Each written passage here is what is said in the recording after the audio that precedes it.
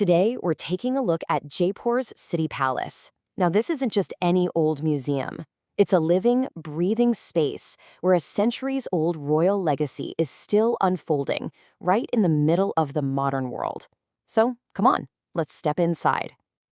What if I told you that behind all the public galleries and courtyards, this magnificent ancestral palace is still a private home? Yep. This is Maharaja Padmanabh Singh, the young face of a dynasty that goes back centuries. And he lives right here, in the heart of the palace his ancestors built. And that really gets to the core of our story today. This quote just nails it.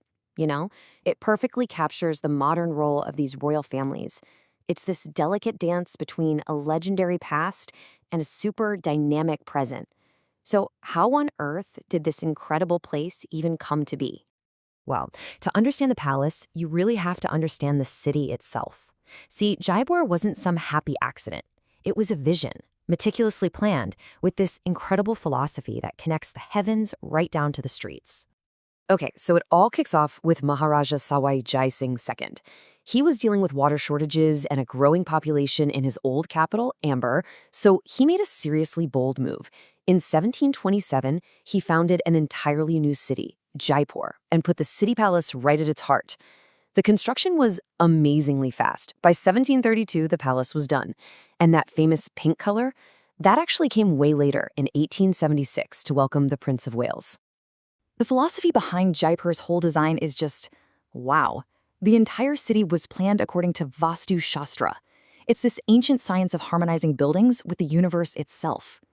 It's all about balancing the 5 elements, earth, water, fire, air, and space, to create a prosperous and balanced environment.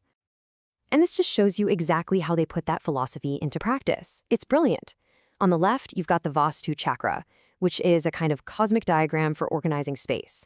And on the right, you can see how Jaipur's city grid, with its wide, straight avenues, is a direct, real-world application of that ancient blueprint. The palace itself was placed right in the city's core, its energetic heart. Okay, so now that we're inside the palace walls, let's check out one of its most photographed and probably most misunderstood features. You've probably seen these magnificent gates all over Instagram or in travel guides, right? And the story you usually hear is that they're linked to the 4 seasons. But what if I told you that popular story isn't the whole truth? Let's take the stunning Peacock Gate. People always say it represents autumn, but if you look really close, right there on its lintel, there's a small idol of the Hindu deity, Lord Vishnu. And that is our first big clue, that there's a much deeper, more spiritual story going on here. So here's the deal, plain and simple. That whole seasons theory is a myth. The 4 ornate gates of this inner courtyard, the Pritam Nuish Chowk, weren't built to honor the seasons. They were built to honor 4 different Hindu deities, basically anchoring the palace in divine protection. Here's the real story all laid out. The Peacock Gates in the northeast, that's dedicated to Lord Vishnu. The Lotus Gate in the southwest is for Lord Shiva and his wife Parvati. The Green Gate in the northwest honors Lord Ganesha. And the beautiful Rose Gate in the southeast is for the goddess Devi. So each gate is really a shrine. Okay, moving beyond the courtyards, the palace also acts as this incredible guardian of the royal collections, with entire wings that have been turned into world-class museums. Just think about that number for a second. 7,866. That's how many handwritten manuscripts the palace's Pothekarna archives hold. And these aren't just old books. They're priceless texts on literally everything. Astronomy, medicine, philosophy, history.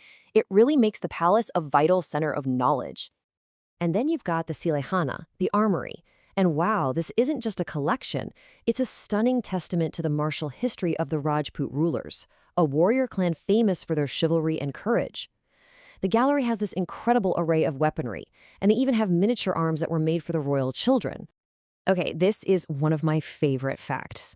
The palace is home to these 2 gigantic silver urns.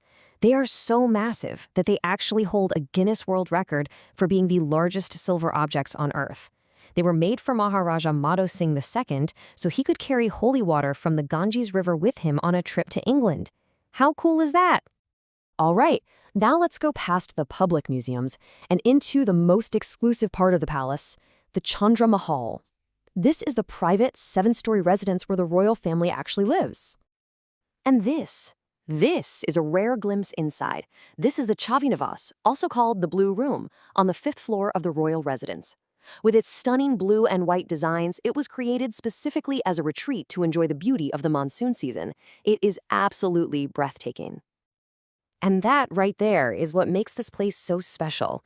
While so many of India's palaces have become hotels or just static museums, the Chandra Mahal is alive. It's a home where royal history is still being written, generation after generation. This slide just perfectly sums up the palace's entire evolution. What was once the seat of a whole kingdom is now a private family home. The old administrative headquarters has become a museum run by a trust. And what used to be a royal court is now a global heritage brand and a huge center for tourism. It's quite a transformation. And architecturally, the palace tells that same story of evolution. It's not just one single style, but this beautiful fusion.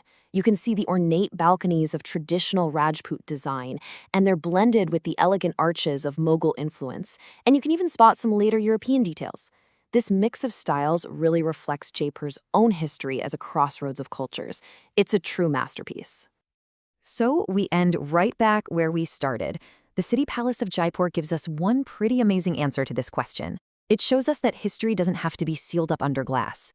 By balancing preservation with adaptation, a palace can be so much more than a monument. It can be the living, breathing heart of a city. What a remarkable legacy.